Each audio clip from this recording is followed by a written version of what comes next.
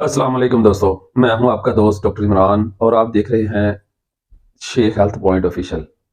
अच्छा, आज मैं ना आपको बड़ी एक ज़रूरी बात बताऊंगा कि हमारे सारे दोस्तों को आप लेडीज़, औरतें, ख़वातीन, बच्चों, हमें सबको ये फ़िक्र होती है कि हम सेहतमंद रहें और हमें कोई प्रॉब्लम ना आए, हम खाएँ, पिएँ और उसके मुताबिक चलें।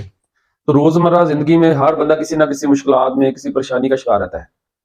तो मैं आपको ना 2-3 ऐसी चीज़ें बताऊँगा, जो घर में बिल्कुल आम हैं और उनके इतने फ़वाइद हैं कि अगर उनको ही सिर्फ़ रेगुलर आप इस्तेमाल कर लें, तो ये आपके लिए यकीनन सेहतमंद रहने का एक राज़ है। और अगर आप उनको इस्तेमाल करना शुरू कर दें, उनकी रूटीन बना लें, तो आपको अतिब्बा मुआलजीन हज़रात के पास जाने की तकरीबन ज़रूरत खत्म हो जाएगी। तो ये 3 सब्ज़ किस्म के पत्ते हैं, जो तकरीबन हर घर में होते हैं, लेकिन उनके बारे में हमें मालूमात नहीं, या हम उन्हें बिल्कुल सादा सा लेते हैं। अच्छा, इसमें ना अब सबसे पहले हम एक है पुदीना। पुदीने का इस्तेमाल लगभग हर घर में इस्तेमाल होता है। ये अपनी महक या खुशबू की वजह से अक्सर व बेशतर अफराद को बहुत पसंद है। दूसरे नंबर पे है हरा धनिया, और ये हमारे हर सालन की लाजमी एक जुज है और मसाले के तौर पे इस्तेमाल होता है। ये दो ऐसी चीजें हैं कि इनके बगैर हमारे घर का सालन या चटनी या हमारे मामला जो वो पूरे नहीं होते, तकरीबन हर घर में। अब ये इतना आम है कि इसकी हम मफादियत ही कोई नहीं समझते। हम अपने तिब्बा या मौलजीन के पास जाके मुख्तलिफ बीमारी की सूरत में यही दवाई ले लेते हैं और वो उनको आमदन का जरिया बन जाता है। जबकि अगर हम इसकी रोजमर्रा इस्तेमाल करें तो हमें तकरीबन काफी बीमारियों से छुटकारा मिल सकता है। जैसे सर्दियों की आमद है और हमारे मुल्क में जब मौसम बदलता है तो मुख्तलिफ बीमारियां, मुख्तलिफ किस्म की एलर्जी बहुत आम या कॉमन हो जाती है। तो ये पुदीना या हरा धनिया ये उनके खिलाफ एक मौसर हथियार है।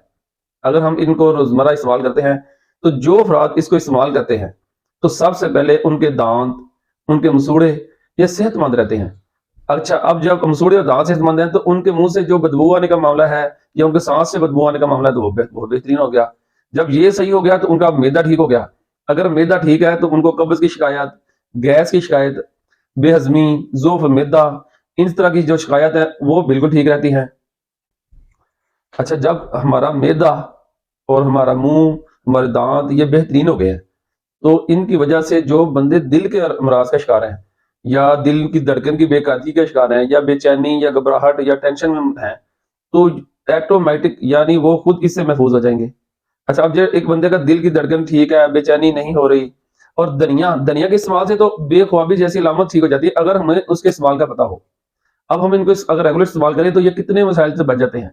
बल्कि पुराने जो हुक्मान लोग थे, वो इसको जहर के दरिया के तौर पर इस्तेमाल करते थे। जैसे कोई शहद की मक्खी काट लेना या सांप बिच्छू का काटना, सांप नहीं बिच्छू का काट लेना, तो इसका लेप बना के उसके ऊपर लगा देते थे, जिससे उसको ना को फायदा हो जाता था।